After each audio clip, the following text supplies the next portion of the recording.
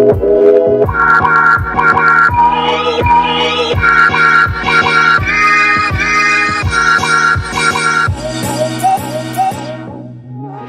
come from back rooms and basements. We throw words at the walls, we smash rhymes on the pavements. We write stories breaded with simple truths. These voices we cannot smother. These words they write themselves. Here we stand, we can do no other. We arrive here initially unsure. By the time we exit, curtain door, thirsty, so thirsty, but alive. That feeling of getting things off chest, unbridled, unburdened, it's enough to see us through. Until another month, we meet again. To escape the grind, to escape the grime. In just 5 minutes or less, we set spirits free. We listen between rhymes. We read in between lines. We encourage what takes courage. We nourish first-timers to flourish. We welcome seasoned poets. We marvel at their magic. People come, people go. It's all quite abracadabra. We are misfits who fit together.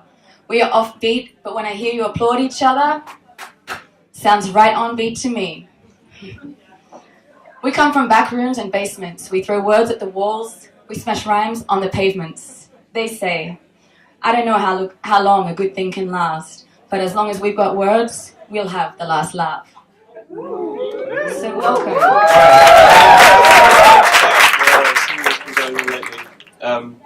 And I want to talk about the harassment and the voices that are going out at the moment, and I wanted to combine a few things. So, experiment, I'll see what happens. Okay.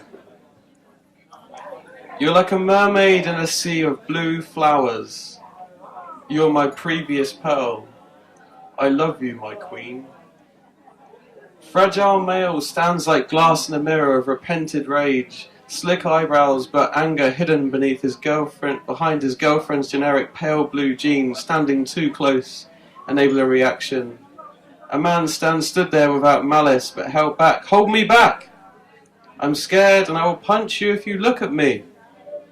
Fragile and sensitive, he stands there shattered like glass. The frame he stands goes no way to describe a physical strength, hung around to dry amongst the other bags of meat we call men. Swinging in the abattoir, thin legs dwindle and collapse after hours of hard stares at the other fragile men who are more public about it. I guess they just want to be loved, but fists act as a tool to communicate in a hyper-masculine environment. Talking a time for the weak, weeks left alone as he hides his normality behind his girlfriend's generic pale blue jeans. Aged 18, just growing stubble, the evolution of man stumped through social conditioning. Through aggression, you see a girly boy, scared to be themselves. I'll call you girly boy and I'll fall to the floor. Fresh from your fingers intimately caressing my face as I fall. I stand up, it's okay, I say, I forgive you. He floors me once more, feeling better each time as the blood pours from my nose. I call him girly boy once more and he pulls out a knife. I don't get up this time. Wandering in peril, eyes scattered, whimpering with sadness, I float up, and I say to him as I pass him, I was paying you a compliment, but it's okay, I forgive you. Weeping in the seas of tears, the boy sits there as his girlfriend backs away. He is there to confront his fragility, and now he has a reason to. But it's okay, I say, you'll get there, I believe in you. Okay, that's the first one.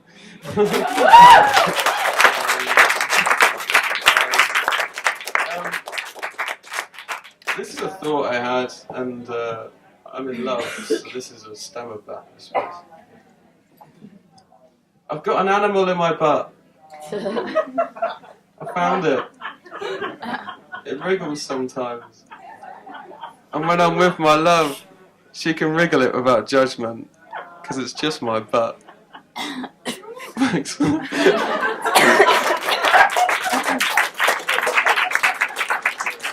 happens, my birthday was on Sunday. Yesterday I went to an event that was kind of had a birthday theme to it, and then tonight another birthday. So anyway, Happy birthday. three on a match. Thank you. Okay, this is, I wrote this as a book review of a book that does not exist, by an author who also does not exist. But you'll get it, as we go along. It's called Emma, all in capital letters, bold, exclamation point. That's the title of the book. Jason Swaggerstick's debut novel, Emma, opens with the first encounter between Emma Vendlini and the recently widowed Charles Bovenard, a local veterinary called to the Vendlini duck farm to administer an enema to a constipated dray horse. When Emma entered the barn to fetch a pitchfork and accidentally happened upon Charles with his arm up the horse's rectum, she knew that she had instead finally found a real rake. Or so it seemed through the blurry vision in her watering eyes. Given her penchant for constantly complaining in a nasally twang and her unwillingness to do more around the family duck farm than spend the entire day posing for duck-face selfies alongside the ducks, Emma's father was more than happy to get her out of the house. A quick courtship ensued, and soon Charles and Emma were married. Things quickly soured. Charles turned out not to be a rake at all, certainly not the tool Emma had wanted. She gave birth to a daughter, hoping that a baby would fill her up, at least for a while. But being a mother did not suit Emma, so she drowned little Betty in the well and blamed it on a passing beggar whose existence she made up. A cursory investigation produced no suspects, not unsurprisingly, and the local constabulary dropped the case.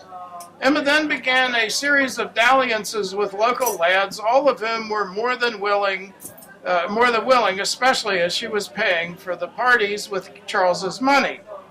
Charles was blind to all of this and acquiesced to Emma's every request for more money, even as she also secretly ran up enormous debts in his name.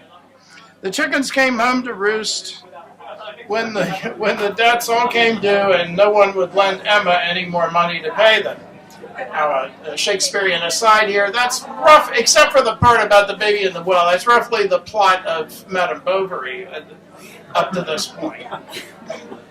Then it takes a turn. With nowhere else to turn, Emma consulted the famed radical feminist attorney Gloriana Dullblade, who advised her to saddle up and take a fast trot down the contrition trail, the perfect strategy for evading responsibility. Step 1. Temporarily drop out of sight and let the lawyer do all the talking. Ms. Dullblade will pave the way with the press for what will follow. Step 2. Find a willing psychiatrist who, for a cash fee or a percentage of future book sales, will medicalize your behavior with a spurious diagnosis, in this case, quote, bipolar disorder accompanied by a spending addiction, unquote. Reviewers note, unfortunately, being an irresponsible homicidal jerk is not yet a recognized medical condition. Step 3. Announce to the press, through Ms. Dullblade, that you are undergoing medical treatment and psychological counseling to overcome your quote-unquote disabilities. Step 4. Write a tell-all book about your experiences. Pretend that you are taking full responsibility for your past behavior while simultaneously blaming someone or something else for all of it, such as parents, genetic predisposition, and the patriarchy. Step 5. Embark upon a lengthy contrition tour to sell books and garner speaking fees. Conclude your mea culpa palooza by kissing Oprah Winfrey's feet while shedding crocodile tears. This Nubian goddess of all things great and good will then absolve you of all your sins and, for a small percentage of the gross, help you sell a shitload of books. Step 6. Become a celebrity author, commentator, talk show host, and self-declared role model. You have arrived. By following these steps, Emma became a national celebrity and amassed a fortune. Charles was never heard from again, though an investigative reporter later learned that he spent the rest of his short life living under an assumed name in a small town of Wisconsin where he struggled to pay off Emma's debts. Well, Emma, to reference the late Truman Capote, has more to do with typing than writing. This reviewer is confident that it will soon join the swelling ranks of modern instant classics. At a time when words like honor have lost all their meaning, we are likewise confident that Harvey Weinstein already has his gift-wrapped copy. Thank you.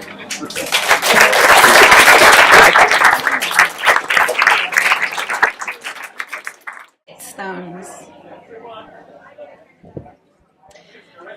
My pockets are full of stones. The only people I've ever known catch on fingers fumbling round. There's people in my pockets, pebbled weights that hold me down. Sometimes I spread them out on the ground like stars brought out here to shine. I stand there looking for joining lines, a thread to stitch some meaning in, like how things came from there to then. But my thread is bare and I cannot sew. I breathe in and taste something I know, but taste is so hard to identify. Swirl it in my mouth like an aging wine, till all I've got is the urge to swallow it down. I've got people in my pockets, little stones. All these people have been using my name. There's a fork in my tongue, a great crossroads. There's barbed wire stuffed inside our mouth. There's more of us in here than I can count. I don't know what they'd have said back then. I've shed my skin. I've bled them out. I've been slowly replacing all of my cells. I don't know them, and they don't know me, and yet they're all I've ever been. There's photos and scars, but they're waterproof, all surface and who knows what's behind. I thought I'd turned my back on you. I've been red, orange, yellow, green, too turned blue, but I thought I'd made myself anew, but there's traces stuck like hardened glue running between my muscles and bones, and I don't know if I should shake them loose or if they're what's been holding me through. I've glued myself together so many times. I've stumbled and climbed after you, blind like folded paper, fit to a shape that's half out of sight but never will break. And I'm sitting here folding paper planes, filling them up with stones again, wondering how high I can throw them this time.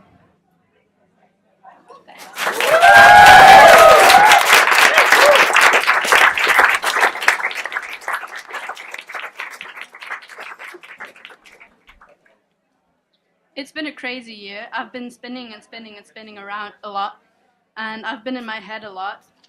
And so at some point, I had to leave Berlin because it was driving me crazy. So I went to the countryside, and I had some insights. So the mouse got stuck in the trap, and it was partly my fault. I let the door open.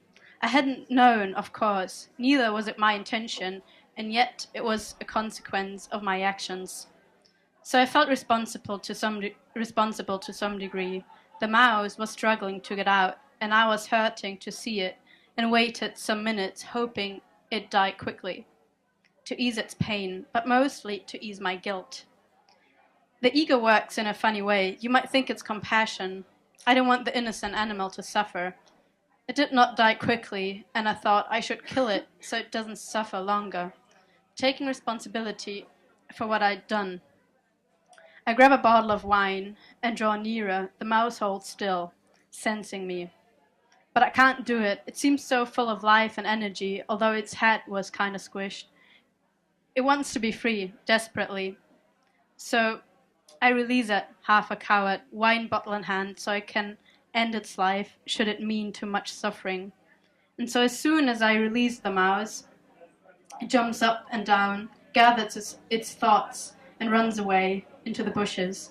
I'm still glad I didn't have to go to bed with the feeling of glass-crushing mouse. with the sound of a dull thud to end the life. And so my ego wins, and the mouse escapes, although to what end I know not, but I don't see no evil.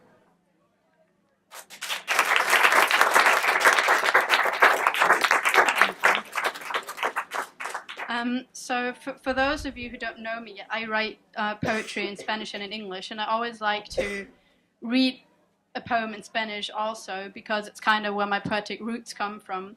And even though you don't understand it, just kind of give in to the flow of it and listen to it. All of these pieces are very much about more of the circle of life and death and, you know, going through life as best as I can. Here. Hay que aprender a dejar ir, que no hay espacio para todo en una vida y es tan larga como es corta. No sé cuánto durará o si jamás se acaba, y es un ciclo o tal vez una espiral, y yo aquí estoy, y a veces mi alma sube con los vientos al cielo, en forma de libélula, vuela alto, y la perspectiva cambia, y solo tengo mis 4 horizontes, como siempre, para guiarme. Y aunque pareciera con libertad en cualquier dirección, y aunque me pierda, perdida, no estoy, y mis elementos nunca me dejan sola, y la suerte, a veces disfrazada de dolor, no me ha abandonado, la vida no me abandonará, y sé que no me va a pasar nada, porque confío en que me sostenés, y en el caso de que me dejas caer, confío en mí, que volveré a levantarme. Thank you. And I would like to finish off with a last piece, which also I got very inspired on the countryside. So, you know, it's about life and struggling and metaphors and hopefully some perspective, you know, just to finish off on like a happy note, happier. Oh, wait.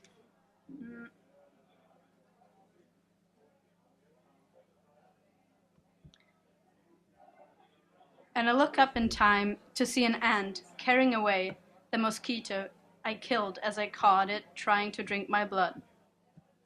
And thus goes on the circle of life. Some die and others feast. Why should we humans be any different? We think we're so special and we philosophize and torment ourselves, wondering if we took the right turn, and one day death will come and erase our consciousness. And all the mental struggle was for naught. We might have some purpose to other humans, might be to some use to them, might achieve personal growth, maybe even wisdom, might make others smile. But in the bigger picture, we are neither more nor less than the ant or the mosquito. The mosquito ant is struggling to make its way home, but its usual path is obstructed by me, reading a book. All of a sudden, there is a mountain in its way. And isn't that exactly what happens to us? We think we got our shit together and just want to peacefully make our way home and have some quality food. And all of a sudden we find ourselves in the underbrush of life because something changed, something big. We can't quite comprehend it, so we struggle to make our way, to find a path around the mountain. So stressed and out of breath, we run around until it dawns on us that the only way around it is to mount it. No shortcuts. And having tried to avoid this, seemingly daunting task, we have spent all our energies trying to cheat it. And when we finally make it to the peak, we break down and cry as we finally take a long breath again. Así que no te compliques la vida. When in doubt, just climb the damn mountain. And I know I've been avoiding some mountains, so I can just, encourage you to get it on. Thank you.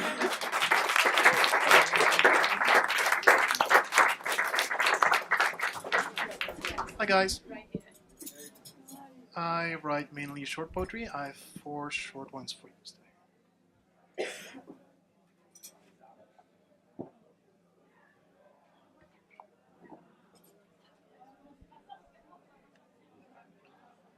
My father wears a red plaid jacket I bought for him several years ago. I wear a fake gold watch I took from his car. We pass the billions between ourselves like a couple of fishing rods. It's a type of closeness.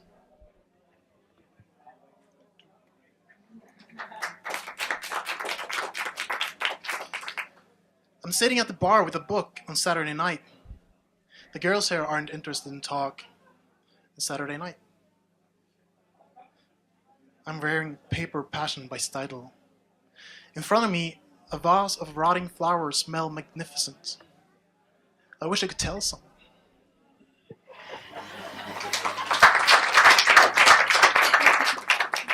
Third one's really short. Bees on a tizzle. Boy with water pistol. Happiness is a war.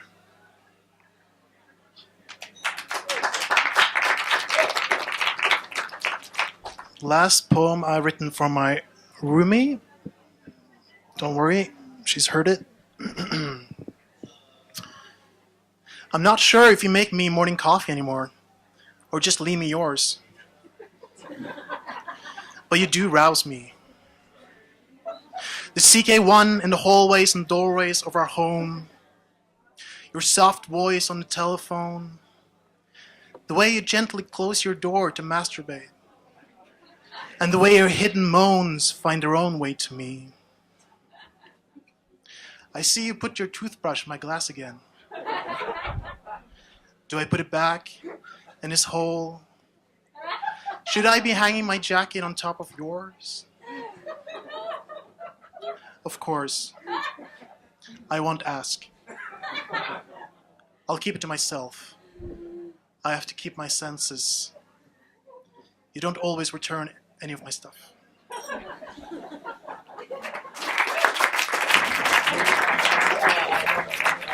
This time is one of those times when I really wanted to make something nice for this event, and it's my third time editing it, and I'm still not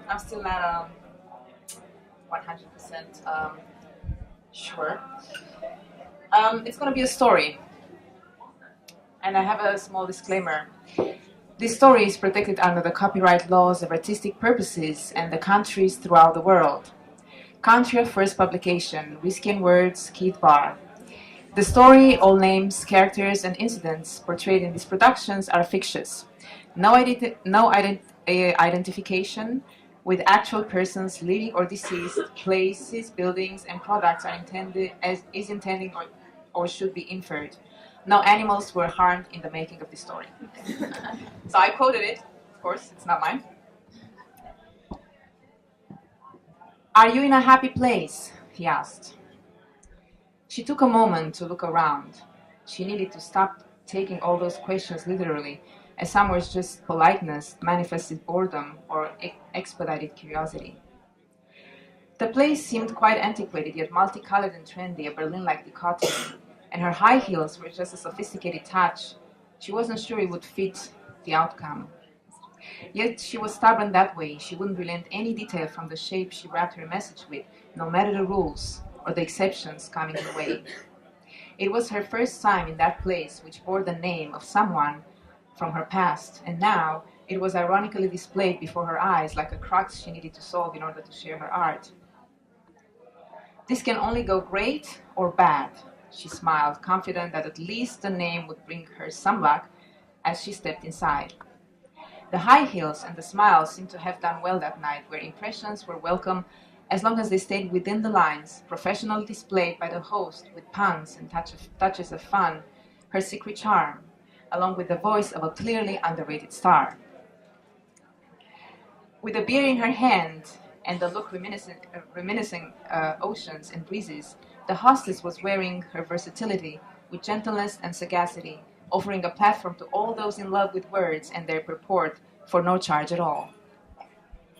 It seems like a good place for me, she said, presenting her piece, a gaucherie triggered by too much newness and the performance stage she was not too familiar with.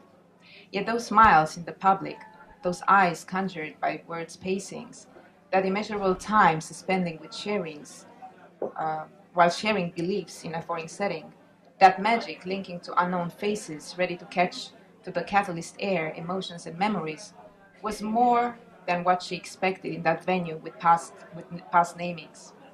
For in that night, like every other night, everyone took turns to be a hero on the stage, shared and acclaimed at the same time. And she felt right, even though she was still cautious of the counterpart, some villain ready to come out and break that spell of art. And the villain was indeed not missing. The smoke, which made her look a bit pretentious for not joining in the scene, and the drinks. After all, it was all about the whiskey needed to craft the savvy words, similar to children playing the adults. She was more of a martini girl in love with sweet brown liquors, meant to keep journeys interesting rather than the strong sweet shots aiming more the purpose than the cause. But then she needed to concede, postpone the exquisiteness, and ask for lemon drinks to the kindest barman she'd ever seen, despite his shock for such unique requests of sinning. What about those smiles, those flirtatious looks and compliments, which the heroes of the night were offering to one another, that wafted and complemented the villainy of drinks? Must be part of the scenery, she thought. And still, she couldn't quite understand if those drinks were the excuse or the compliment. It didn't matter much, as everybody felt at ease, while words untethered with wisdom and innocence, pleas and challenges, brilliance and sophistry. It was mainly about the growth of thoughts and spirits. He patted her elbow gently again, asking that sentence, and she woke up from her reverie, realizing that more than a year had passed, and he was still there, smiling to her senses. "Are you in a happy place?" he asked. And she gazed into his eyes. Thank you.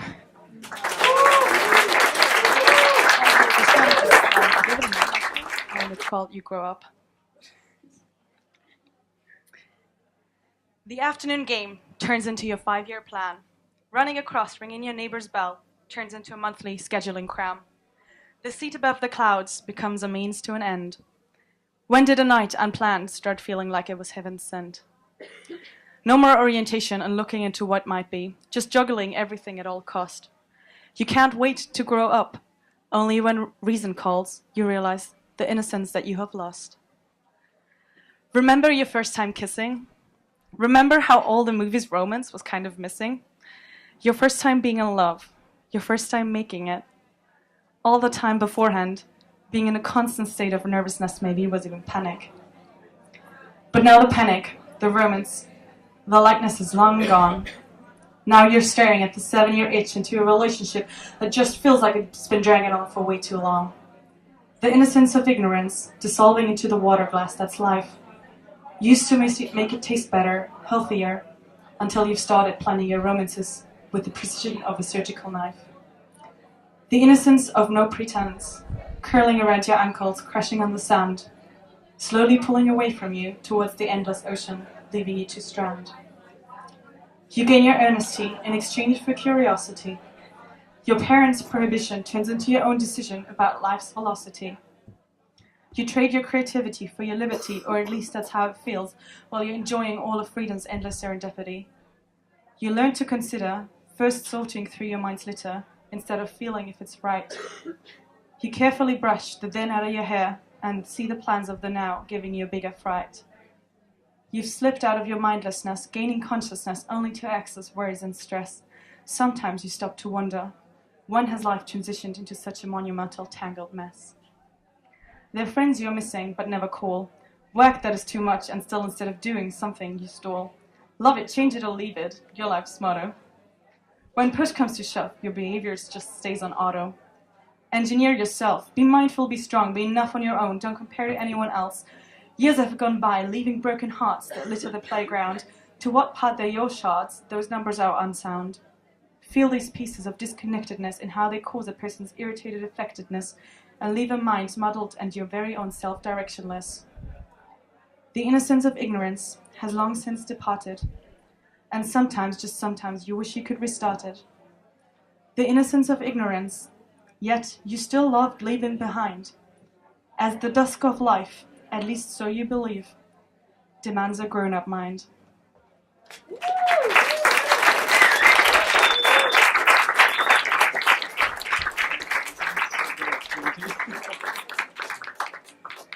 Hey, so I was told the theme is about you, so I thought I'd write something about you.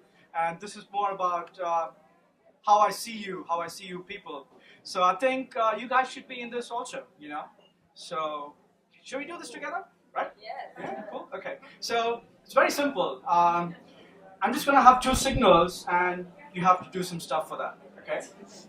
So, for the first signal, this is the signal. You do this. Okay? Can we do that together? Okay? Awesome, awesome. You guys are cool. I knew it. Okay, great. First up. Wonderful. So the second signal is this. And you go, ow.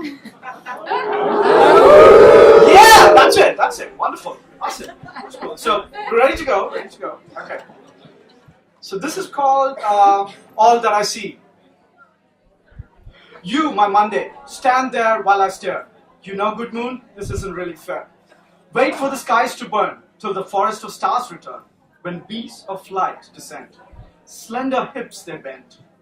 Dance about their tender frame. Dance about their tender frame. Now turn back and play this game. Race to my jobs of Joe. Sing to tipsy wats that flow deep into the shallow. Hey, black moon, still not fair, you know. So stand there while I stare. Browned, frowned, nicely browned. You think your eyes don't make no sound? Then listen. Then listen to a million slaves. Arise, awake in darkest drapes, who march in silent steps to paint their strife on the shiny grapefruit of life. You, my Monday, hear me out. Before you shout, I see you, I really do. Now all this while, as we walk in single file, skinny feet, fried skin, stop to catch a breath within, a store at the end of the universe. For better or worse, squeeze themselves into t-shirts of time herself. Small, medium, large, are these moments just living extra large? We walk together, we walk longer, together but no further, as I try to keep our feet away. Peek into the valleys of yesterday. You, my Monday, in the spaces between, I see infinite 16. I see you, I really do. Thank you.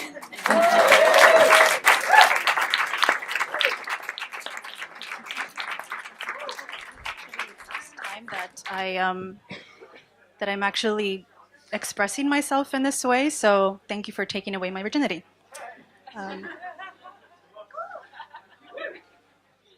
Okay.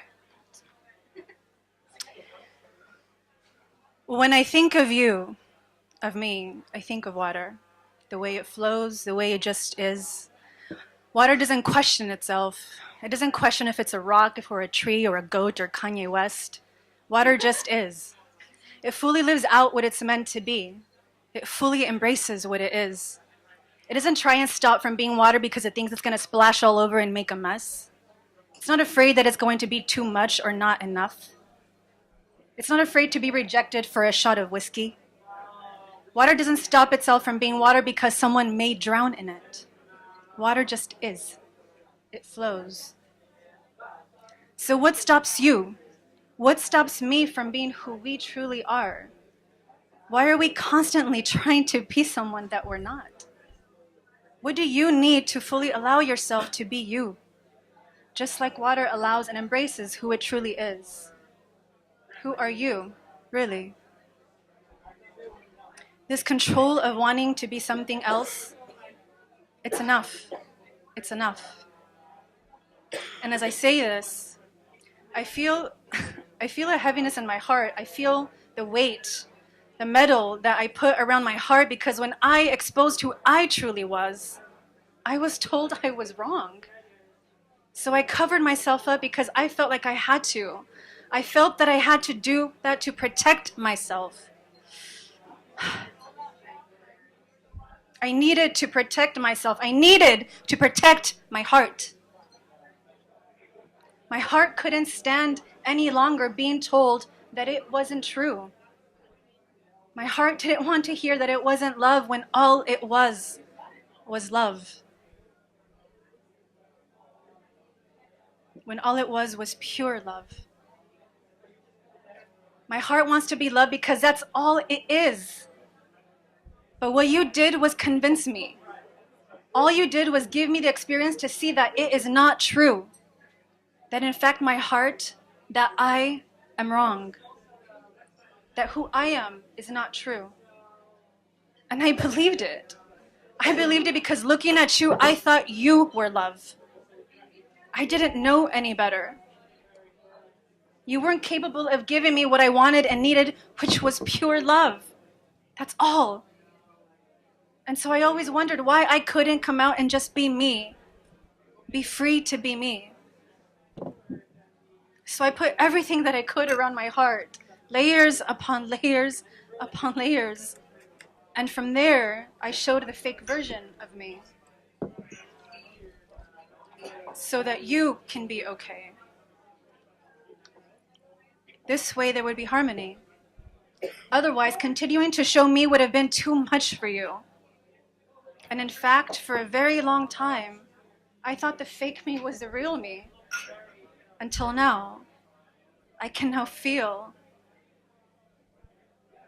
I can feel the slightest of the truth of who I really am. I managed to get rid of many of these thick, heavy metal layers. And even though I still question, I can now see that I am not wrong. I am neither right or wrong. I simply am. I am truth. I am love. And now this is who I will show. This is what I truly yearn to express now, to express and create from my heart. And not from the layers and layers of metal that were there, year upon year upon year. These metals, these layers, they're ready to find a new home now. They realize now that they fulfill their purpose to protect me. And they have. They have protected me. They have protected me and numbed me to not feel what wasn't there, to not experience a lack. And even though there was a lack that you couldn't fulfill, please know that I no longer blame you. I get it. I really do. You couldn't give me the love I needed, though I know deep, deep inside of you, you really wanted to. You just couldn't. You did your best. I get it. So I now know that I no longer have to protect myself. There is no threat anymore, because I now know who I am. I now know that I am love. And that's what I now experience myself as. And I also see that I am all the love that I need.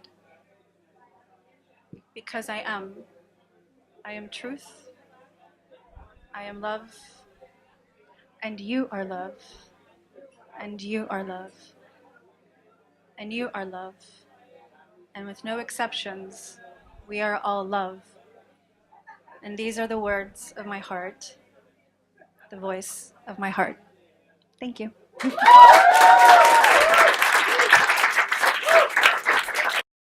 So I usually write poetry, and this is my third go at a short story. So bear with me because I realize the outside is a bit noisy. This story is for you. It's called Baccarat.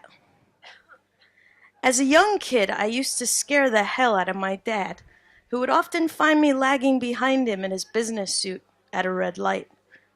He would turn around and call my name, and I'd be hunched over trying to offer homeless men in DC some change, or dollars that I stole from his wallet that morning back in the hotel. Maybe these small deeds came from my Catholic background that guilted me into feeling sorry for those less fortunate, but actually, maybe it was just me being curious and intrigued about their stories. This is one of their stories. It was a late afternoon in Alexandria, Virginia, in the summer of 2010. I was nestled under a tree on my break from my double shift at 100 King, a swanky steak and seafood restaurant near the pier, when I met him for the first time. "What you smoking?" It smells like a Dominican. I glanced up into the sky, one eye closed to focus to see a man standing over me. Surprised and honestly a bit agitated to be disturbed on my break, I answered, "Not sure. The brand is called Baccarat." "Smells nice. What made you choose this one?"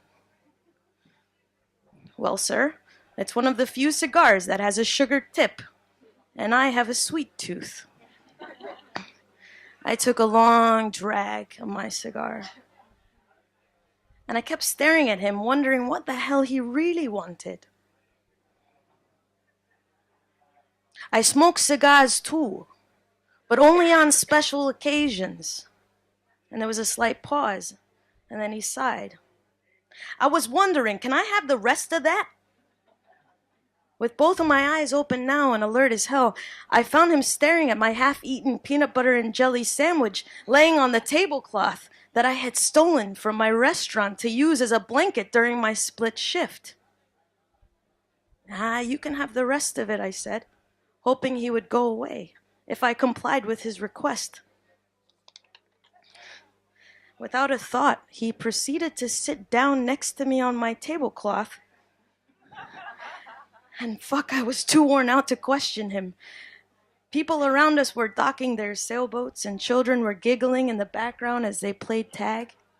There were easily 100 people in this park, so I wasn't scared, just alarmed with how direct and confident his movements and gestures were towards me. "I'm tired too," he said, looking at me with concern.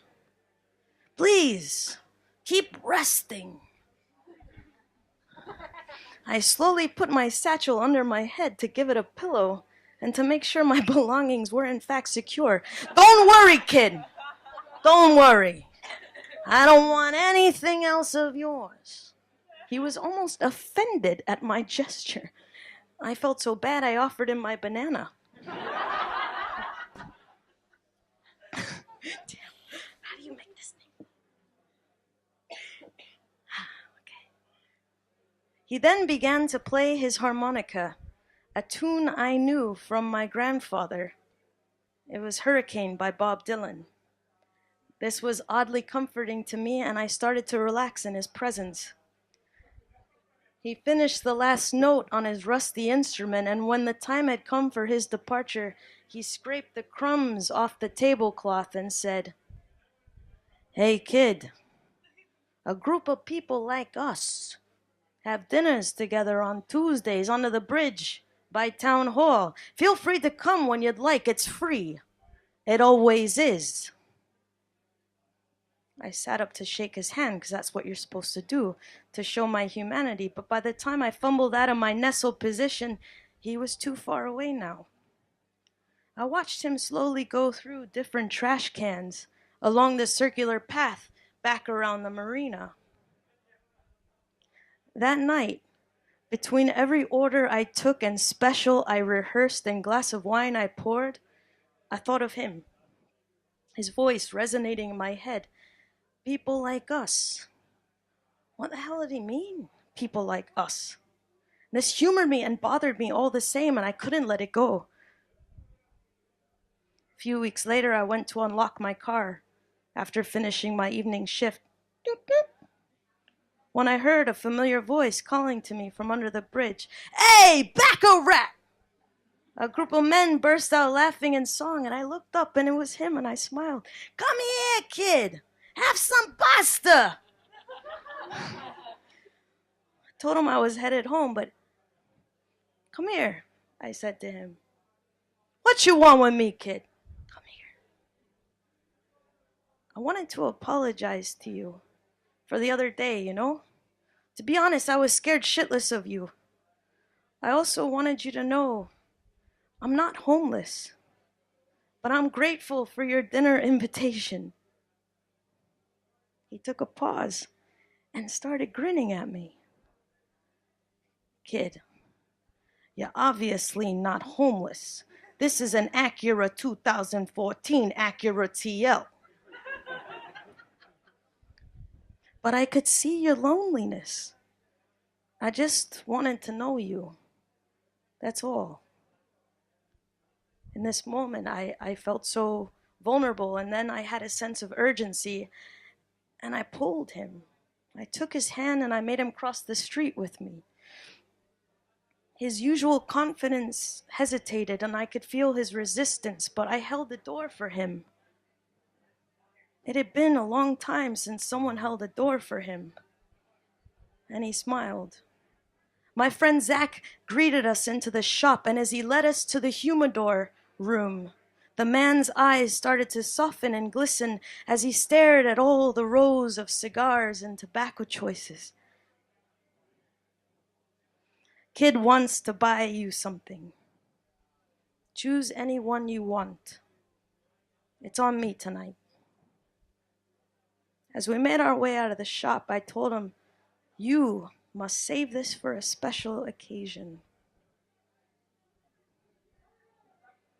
He smiled. Tonight, kid. We smoke these fuckers tonight.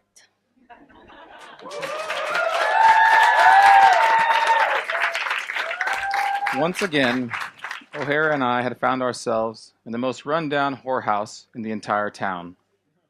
Really second rate as far as these places go. There was a neon pink silhouette in the window. I think it was supposed to be a woman, but with the curves in all the wrong places. What kind of place is this? I told O'Hara. I'm not choosy, he said. There was no bouncer at the front door, just some old geezer that took our coats and waved us in. And there was nothing remarkable about the place, which is to say it was just like every other brothel I'd ever been in. A long, narrow bar, love seats around a red curtained stage, and a metal staircase that disappeared into the rafters. A group of women were already coming out from behind the curtains, young, old, skinny, fat, on dope, deaf, disabled, you name it. There was a girl in there with braces still in her mouth. Another that was just a man in drag. Hey, O'Hara said, let's take 2 of these broads right now. Let me get a drink for Christ's sake, I said, astonished. We bought a round of drinks and sat near the stage, where one of the girls tried talking to us. By the second round, I felt tremendous, but I knew it was only a matter of time before reality would catch up with me. After a while, another girl showed up, this one thick and matronly, and she manhandled O'Hara in her arms and kissed him. It was like watching 2 catfishes trying to swallow each other head on. And then an angel descended out of the ceiling to save both of us. She came down from the rafters of the place, slinking down the stairs in a kind of prom dress, fluttery around the edges, and for a moment I thought I was dreaming of my wife again, of something she wore to the Navy ball, back when we were just married and so young and in love we believed in so much. Somebody said, would you look at that? And I couldn't be sure I wasn't dreaming. Shit, O'Hara said. I did a mile of her shit just to see where she came from. And then I could see that she was just a whore in a pretty white dress.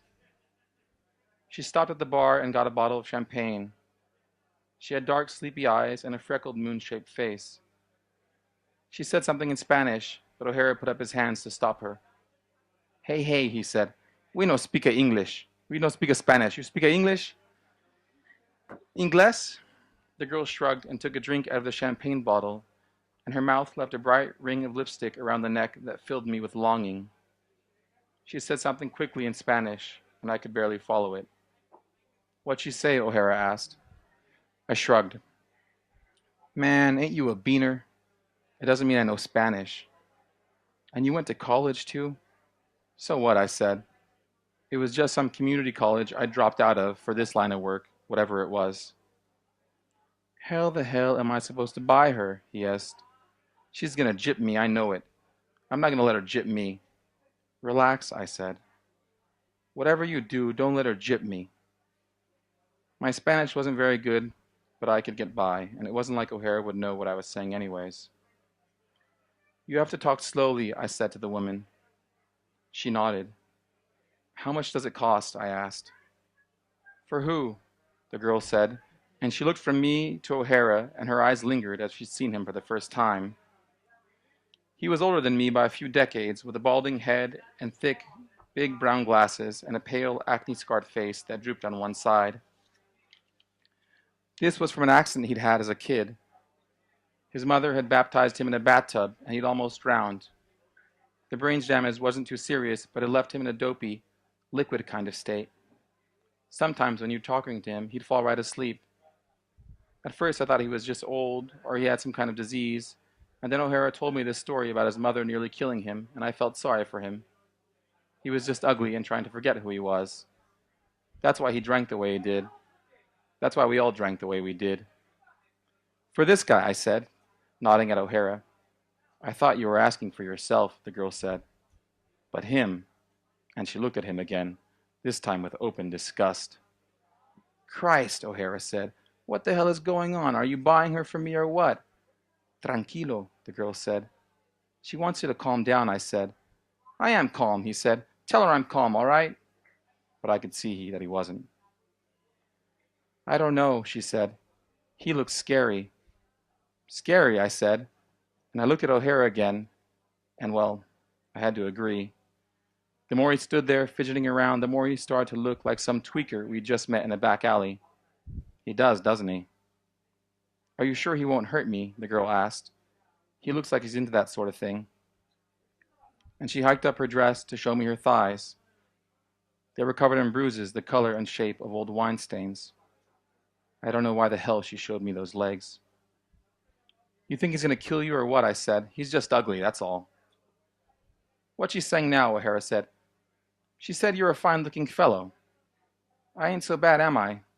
So I should get a discount. Talk to her about a discount. The girl hugged herself and wiped at her eyes, and her makeup was blurry, and the lipstick on her mouth was now like a gash in her face. She said okay, she'd do it, but because O'Hara was so ugly, he'd have to pay extra. All right, I told O'Hara. She said it's 2,000 pesos. 2,000? And he looked at the girl hard. To me, she said, is it too much?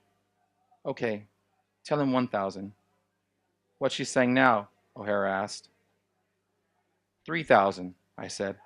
She says it's 3,000. You just told me 2. I shrugged.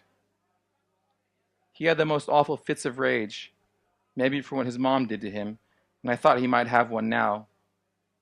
He was likely to break bottles and throw glasses. I'd seen it happen before. But after looking at the girl for a long time, he took a wad of money out of his pocket and grinned, his yellow teeth jumping under the black lights. I got the cash, he said. O'Hara gave me the money, and I went to the register and I paid for the girl and bought a bottle of champagne and pocketed the rest. When I came back and gave O'Hara the ticket, the girl stared right at me. Where's the change, she asked me. What change? I saw him give you a lot more. I'm going to hold on to it for him, I said. The girl glared and tried to tell O'Hara what was going on, but he was ready to go now in the worst possible way. She started to protest, but O'Hara took her by the arm and pulled her toward the exit. Before they went out into the night, O'Hara turned in the doorway and grinned at us all. Then he took her in his arms and bent her backwards and kissed her, leaving only the milky, bald pate of his skull to moon in the dark. I finished the bottle of champagne and I stumbled out of the whorehouse, my pockets sagging with coins. I had wanted to get back at O'Hara for what he'd said about my wife, or ex-wife, or whatever she was to me then. Or maybe for dragging me to that whorehouse in the first place. Or maybe for no reason at all, really. I was only drunk and trying to justify the shitty thing I'd just done. I wanted to call her, my ex-wife, and I thought about what I would say to her once I got her on the phone. It wouldn't be about the money I sent her, or the kids' eardrops, or anything like that. It would be about something else. I went in search of a phone booth, walking under a sky of churning clouds, and the night became one long smear. I ended up at another place, a hole in the wall, a bar called simply Central. I tried to use the phone behind the counter, but the barman didn't have it. He wouldn't even take my money. Then I was back at the gas station, staring at the dark, empty windows. At some point, after wandering around, I found myself transported into an old telephone booth. A puddle of dirty water rippled around my feet, and foreign coins peeked up out of the muck. Everything, all of it, felt almost like I was sleepwalking. I picked up the phone and I dialed slowly. In the receiver, the phone rang on the other end. The phone booth cement was cold and hard, the way it used to feel when I'd stumble home late after too many drinks and my ex-wife would lock me out of the house, so I'd have to sleep right there on the wet doorstep. Once she waited up for me, and I come home to find her outside, staring up at the purple sky spreading over us like a sail. She wasn't pregnant anymore, but in the dark her belly seemed full again. And for a moment I thought that we might make up, that things might be made right again. And I cannot forget the way her hand felt when I touched it, and she drew away, her soft, warm skin. Alma was short, stout, in her mid-50s and living in the same walk-up apartment she'd moved into nearly 20 years earlier. Brooklyn's circumference had expanded in those years, almost as much as Alma's waistline. Alma had always known she was tubby, a little heavy, thick around the edges, curvy, or big and bold as some women like to call themselves. But these days, Alma was no longer what any reasonable person would call fat. Simply put, she was obese. When the word first blinked back at her from the computer, she nearly had a heart attack, partially owing to shock and the other half to high cholesterol. She noticed that even her drawstring pants hadn't been fitting comfortably for a while now, and so finally getting dressed one morning, she'd taken her measurements with a stiff yellow tape measure generally intended for house repairs and typed the results into the 3 corresponding boxes on the screen. 40% body fat blinked back at her in bold-faced type. She recoiled in horror, shut her computer forcefully, put on a large flowy skirt, loose blue blouse, and walked to work, as she did every day. When she'd started her job at the Brooklyn Public Library, branch number 16, almost 2 decades ago, she loved working there, but over time she'd grown bored of it, as she had with most things in life. The only thing that had managed to sustain Alma's interest over all of those years was food. Some days she thought she would have made a much better chef than a librarian, but high-pressure situations intimidated her. The slow, quiet pace of the library, as monotonous as it was, suited her temper much better. Besides, at home, she could cook whatever she wanted without having to cater to anyone else's wishes. She loved walking past the food stalls in the morning. The variety and diversity was one of the things she loved most about New York. Thai, Vietnamese, Korean, Tibetan, Sri Lankan, Italian, French, Greek, Mexican, Peruvian. There was nothing you couldn't find in New York. Although there was little she wouldn't try, she favored Latin and Southeast Asian food more than Eastern European or Scandinavian fare. Potato dumplings, borscht soup, and cold herring on rye didn't make it on her plate often. But all of the sampling had gone to her waistline, and Alma genuinely regretted being overweight. There had been many times in her life where she thought that packing on a few pounds would be just a passing phase, or that maybe she wasn't even as fat as she'd always thought, that maybe it was just a sort of delusion. I mean, New York was full of skinny people who thought they were fat, but Alma was smart enough to know that scales didn't lie, and neither did indexes. Alma's good-looking girlfriends were always complaining to her about their bodies, even though she thought they looked perfectly fine. They talk about how their shoulders were too broad, or their hips too wide, or their legs too pale, or their freckles too large, or their ankles too stubby, or their noses too big, or their hair too curly. It seemed that everyone was unhappy in their imperfectness. But Alma didn't want to be perfect. She didn't even want to be skinny. She just wanted that horrible word out of her mind. Obese, obese, obese. On the walk to work, she told herself she'd fast for a week, but by lunchtime she'd had 2 coffees with cream and sugar, a glazed donut, and a cookie. The free food was simply too much of a temptation. Someone was always bringing in bagels or baked goods and leaving them in the staff room, making it impossible to stick to any sort of diet. It was a good way to pass the time and override the boredom. When she'd first started at the library, every day it seemed like an adventure, every book a discovery into the unknown. She loved smelling the old books and flipping through antiques and reference materials that hadn't been touched by anyone for years, hidden treasures waiting for her to find them. But eventually the novelty of discovering lost books wore off. She still read voraciously on her own. The state of modern libraries depressed her.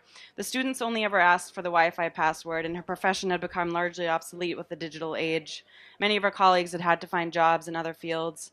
Sometimes she daydreamed about being a cabaret girl during the times of Toulouse-Lautrec or in the royal court of Louis the Sun King, at a time when stoutness had been seen as a sign of wealth and abundance. Alma had never been to Europe, but sometimes she'd always wanted to travel to some place like Paris or Milan, where a handsome man would surely take her shopping, like Richard Gere in Pretty Woman, and she'd be transformed into a beauty instantly.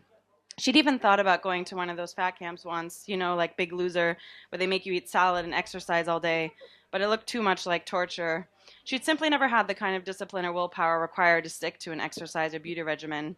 If it hadn't been for a job at the library, she probably wouldn't have had any sort of routine at all. careful moment. She tried all the popular diets. She'd even given Weight Watchers meetings, which were sort of like Alcoholics Anonymous for fat people. Once she'd even gone jogging nearly every other day for a whole summer. Another year, she'd gotten up early before work to go swimming at the downtown pool. But the successes were always short-lived. No matter how much weight she was able to shed, eventually she'd get sick, or the weather would turn bad, or someone offered her a free taco on the way home. And she'd slip back into old habits, and the pounds would pack back on. Maybe she'd actually have to go to the doctor this time. Maybe she simply had a poor metabolism or a weak thyroid like her friend Gina. More likely, though, they'd simply confirm the truth, that there was no problem with her thyroid, that she was just lazy and ate too much and moved too little. Like her uncle used to always say, Alma, when there's a will, there's a way. And she'd say, you're right, Uncle Mike, but my will is too weak and the way is too long. When they met, the world was young, and they were barely more than babies.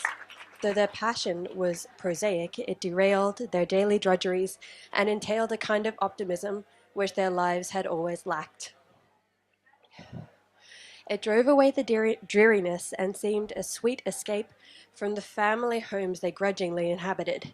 Young Love has always told these lies. He took impulsive pictures of her posing with seaweed in her salty hair, a laughing 20-something lover. They made believe she was a mermaid. Then, uncertainty was everywhere. Suspicions filled the skies with worries that tomorrow would be worse. People groaned about greenhouse gases then, but their fears were far too feeble. No one knew what might come next, but they forged a little future, despite the pleas of wiser parents. The kind of future that craps and cries and weighs something like 7 pounds. Then they loved each other, so the lack of money didn't matter. Each day he went out working while she was busied with the baby, which was followed by 4 more. But the earth was ever changing, and soon she was studying too, or working while the children went and spent their days in school, or whole holidays inside the house, when the parks could not be played in with the stifling summer sun. They were exhausted. They would argue. But still they stuck together strangely, bound by their ambition for their babies, the carefree days that might be coming. In spite of stress and struggle, time seemed sweeter spent together, a kiss a pleasant curative, an embrace an anodyne. When did that change? It was a challenge to nail that down when it was done. Eventually, time altered them. Her face smiling from the photo frame, happiness, hope, and seaweed hair was rarely recognized. Their lips formed the words, I love you. Perhaps it signified something still. Then the globe was always growing and economies expanding with each emerging generation. Their grandkids played with gadgets of unfathomable features and deadly diseases were defeated, yet the world seemed far more sinister than the years when they were young. Changing habits were hard to handle. Still, they had reached a peaceful place, a leisured, peaceful life. And if their conversations were conducted more frequently in frustration, that's if they took the time to talk, or if a perfunctory daily peck became their new idea of kissing, neither of them noticed it or mentioned what was missed. Somehow distance seeped from the surface to the loving foundations of their lives. Was it when the kids had gone away and started founding futures of their own? Was retirement the reason? Slow passing days of passionless proximity. It shocked them when the sheets of ice began to peel away and plummet into the waiting waves below. The effects were not what was expected, and people were not prepared. Mass extinction is a marvelous motivator. Humanity was suddenly humming. They perceived the progress, panicked, and they had hope, and they held on. Still, silence can move slowly, and some deadlines can't be delayed, and when we abandoned a dying earth, it was clear not all could come. They did not doubt the popular doom. They had plucked the fruits of one planet. Age had nothing to offer another. In any case, the energy required for relocation was really more than they could manage. They watch, family, friends, flying away, catapulted clear of catastrophe, into an unending universe tethered only by technology they cannot work or do not want to. Earth is not empty yet, but by and by it will grow barren. The playful waters of way back when will overwhelm them in the end, and she will spend eternity with seaweed in her hair. They look into each other's eyes, and they see there's nothing left there.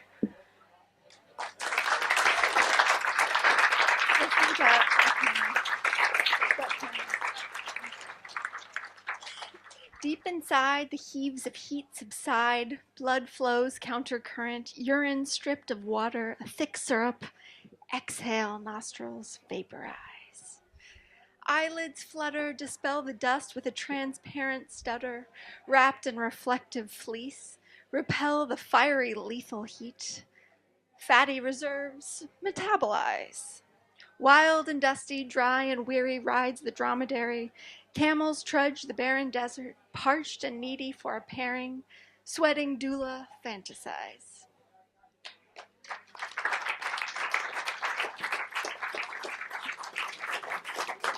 This is a poem I wrote on my, well, it's not a poem, it's kind of a poem.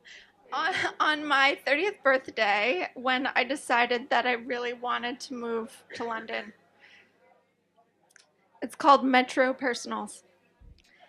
Disinterested English hipster wanted for ironic citizenship-based marriage to American screenwriter. Minor aristocracy or title preferred. Writer in question's hipster attracting qualifications include DJ with extensive vinyl collection dating to 1960s, small batch craft beer brewed by bearded brother, part-time hospice nurse for geriatric cats, amateur but skilled mixologist, staunch vegan making exceptions for artisanal cheeses, exclusively thrifty, possesses substantial international subway map collection, wildly enthusiastic or not, your choice. Love synth. Prospective husband must have stilted emotional capabilities sans whiskey. Must be in possession of European passport and full diplomatic immunity.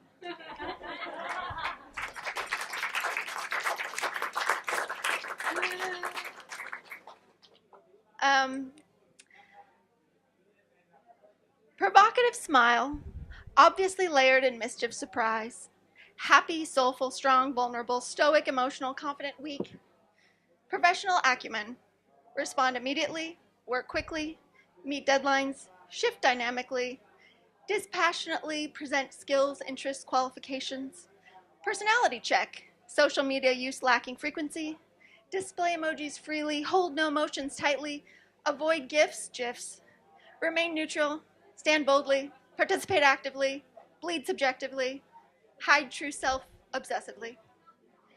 I have one more poem. I started writing this, or I started producing this little poetry zine called Algorithm, No, No, No, which is free and on the table over there if you want to take some. One. So this is the namesake poem from it called Algorithm, No, No, No. Okay. I detest your presumptuary function, rudimentary assumption, asinine gumption. No, no, no. I reject your suggestion, select your rejection, overturn the exemption. No, no, no. I deny the godlike authority of fate made by forgery, outright abhor the fallacy. No, no, no. I pick the opposite, shed rules, thwart plans, obfuscate commands, sabotage as, deny, deny, deny, subvert, succumb. Thank you. Okay, this is called Hallelujah. Hallelujah. I was about to do it like the German pronunciation of the W, but Hallelujah. When I'm happy, I want to be alone, or more so, I am happy to be alone. Because aloneness is freedom, no compromises, opportunity for indulgence, to run as fast as I can, any which fucking road I please. I never feel sadness creeping, my longings to love drift in, tame and sweetly. It's only almost a year after clinging to you like a baby monkey that I realize I usually remember the signs, weakness, the inability to carry my weight. So I dragged and leant against traffic light posts and tangled myself around any limb of yours I could access. I used you as a chair, my pillow. I wanted to lie face down, our bodies aligned, lying there still and quiet, in hope that my weight might melt away through the warmth of your skin. Speak so I don't have to think, pass my time. Alone in my room, I turn the music on. I'm going to try and relax, I tell myself. Buzzing around the space, lighting candles, kicking folders under the bed. I fall into the pillows and the music becomes so crisp and loud. 5 times I resurrect to try and adjust the volume. Each time I move away, mistaking it for being too quiet. I lie still, and again, the music amplifies. The bar is only under a quarter full, yet still it fills me. Every moment of movement through my room had produced a fog of sounds. Every moment another layer between myself and the song. Now I lay still and quiet, and the music fills me.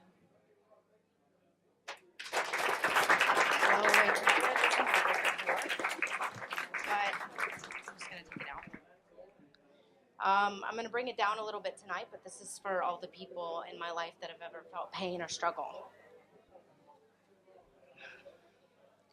I know what it's like to feel like you're nothing. It wasn't so much done with intent, but a byproduct of a sacrosanct promise broken before them. One that said love shall never equal harm. My parents molded me with 2 broken hands, strengthened by the layer of thick that develops when the people you love kick you too many times. They tried to teach me love is more than a word, it's a thing you do. I think they got too caught up in the lesson because they forgot to use it. The 2 words I remember most fell from my father's lips the day I graduated, like 2 broken promises meant to be kept. Proud, like the way he was of me when my walk across that stage was a guarantee I was going to be something.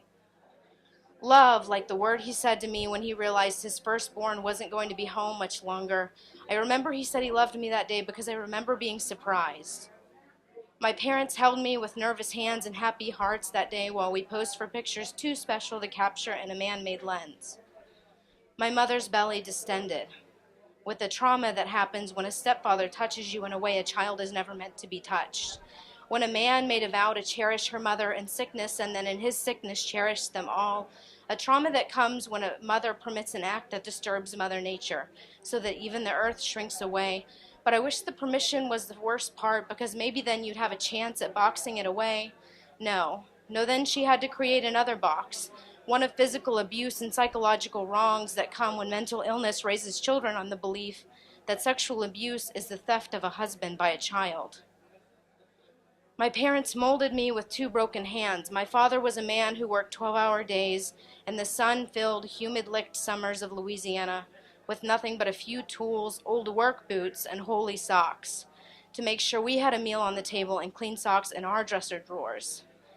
He was angry with a soul anger, one that comes when you know you could have been something more. He couldn't say he loved us, so he built it with his hands and bookshelves and new rooms.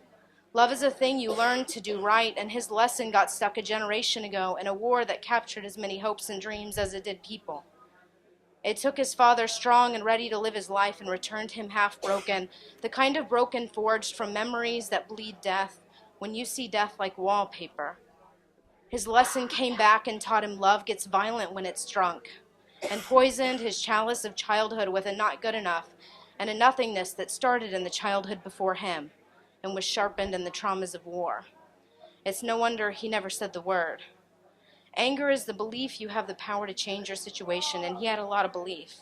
He had to. It was also the feeling we related on. My father once taught me that love is angry then hollow. Angry with the memories of a love received and never got right. Angry with knowing. I remember the day he gave up, his angry love became hollow with his eyes. They would both stay that way for a few years. My parents fashioned me with broken hands and the traumas of a far from perfect life. They passed on the nothingness they also received too soon. Not with spite or deceit, it was an accident. A drip. From one brokenness to another, it took me 13 hard years to shed enough layers to get the nothingness out of my skin. It drips into my memories sometimes. I collect my drips of nothingness and put them in jars. So when I'm passing pieces of myself on to someone someday, I don't mistakenly pass them along too. My mother spoke her traumas to life so she didn't have to say them inside. My father whispered them in action. I knew he was angry by the way he walked in the door and looked for the wrongs in the room, making a checklist as though he was trying to count the wrongs he could never speak aloud. I counted their wrongs for them and made a checklist of reasons they didn't mean to mold the brokenness in their hands to my bone structure. I fashioned each bone molded broken with a reason. So my body is a mass of bones, brokens, and reasons, paying tribute to a story they'll never tell. I am a chalice of broken promises and good intentions until my last breath will fill myself with the pieces they'd never get.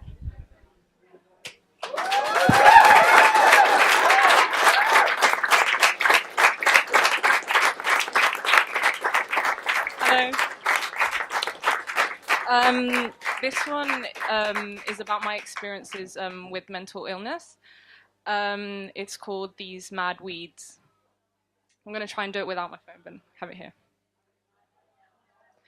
My mum dragged me to the GP when she thought I was going mad. I told her that the adverts on the tube were moving and that there was a constant record playing in my head, churning out songs of hatred, fear, and far too many regrets. I described all this to the doctor, and in reply she practically spat at me, snip, snip, snap, snap, we need to nip these mad weeds in the bud. I can see the ones growing behind your eyes are poisonous to us. We need you to be pristine, Listerine clean, so you can return to be the cog in the machine that this system so desperately needs. I cried, but why madness? Is a dangerous yet beautiful weed. These luscious green leaves creep through the cracks of darkness in my brainwave, pavements. They snake in between my memories and identities of self. Love, hate, and hell, they wrap around my neurons, then penetrate my brain cells. I try to insist I'll rather keep these unwanted vines than swallow the pills that would return me to a so-called clean-cut mind. Weeds remind us that nature is on its own watch, and naturally time has no constraints. We cannot reduce it to a wristwatch. So watch as sanity's child those sundial clocks begin to rot. Watch the seasons melt into one another, a wintry ice into a springtime gold. Watch the defrosting of the stalks as the petals unfold. Watch the unwrapping of these present patterns, and watch these buds bloom into lanterns, and watch them glow with the stories our ancestors once told. Tales of how reality is a thinly veiled bride, pregnant with the possibilities of our parallel lives. Skies of gods we prayed to for rains to protect us from the drought's pains. Heavens of snakes that wound around the earth and transformed mountains of mud into lakes. We were once connected to these hidden layers of truth by smoking, drinking, and ingesting all kinds of magic fruit. Of course, there were those who did not need the trusted seeds of the soil, whose minds could toil and boil the concoction all on its own. When people like me are born into this messed up time, we are locked up, all alone, told that we are responsible for the crime of madness. They say what we have is mental illness, because we are the ones that can see when time stands still. And within the gaping hole of the stillness, we can witness these weeds flourish, nourished by the light of an expanded consciousness. Western medicine rejects the different versions of the truth. It says, let's suffocate, medicate, return the crazies back to earth, make them forget what they learned when they were once connected to heaven's turf. It says, let's root out the weeds. Disinfect, inject, spray them with pesticide, hand the mad ones the cyanide. The airtight, flattened version of a 2D life. Weeds are natural, I reply, looking straight into my doctor's eyes. They are part of the wilderness, the wildness of our wondrous existence, I explain. By accepting these weeds, I maintain that we must stop categorizing, pathologizing, and stigmatizing the supposed madness in our brains. Thank you. Hey, so I came to Whisky and Words for the first time last month, and that Tuesday followed a long weekend that I just spent in my hometown for the first time in a while. And a combination of those two things, so here and there, I guess you could say, is what kind of inspired me to write this. And I hope that maybe one or two of you can relate. So I assume that many of you here are expats or similar. So, like me, you moved to land not previously familiar. And for our own unique reasons, we decided that this was right. And you sure as hell don't doubt it when you're partying all night. You don't doubt it when you're eating dinner. You don't doubt it because you're free. You don't even ever doubt it after 1 Uban or 3. Because this place is intriguing. It's international. There's history, culture, and of people there are herds. It's crazy, yet it's calm. There is whiskey, and there are words. But sometimes I feel weird, and the homesickness is real. I crave the town that I left behind and my dog chasing my heel. Because I can't find the stuff that I'm used to in Netto, Aldi, or Raver. Nah, not the food and drink that I know and I love to just sit in bed and savor. And then in the winter, what's more grey and cold? The weather or the people? Because in those months, it's pretty hard not to curl up and just go fetal. This is an easy place to feel isolated despite all the new friends that you congregated. Enormous potential, you could say, to become lost as you're being translated. So, for any one of you that may have ever felt the same, or maybe like you ought to suppress because you moved here so you're brave, it's okay to feel nervous, and it's okay to miss home. Just know that Berlin does love you, and you're certainly not alone. Cheers.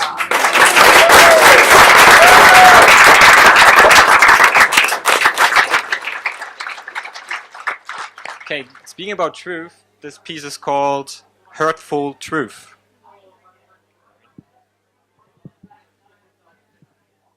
Do you hear me clearly? Okay. I swear I watched a YouTube video where a cat was barking. I swear I met a poor man called Rich. I swear I never cheated at school, but sometimes I tricked myself. I swear I did mostly things with my best intention. It's true. Even if I hurt someone, even if I kept silent where I should have spoken, even if I walked away where I should have stayed, even if I lied, I only did because I was too afraid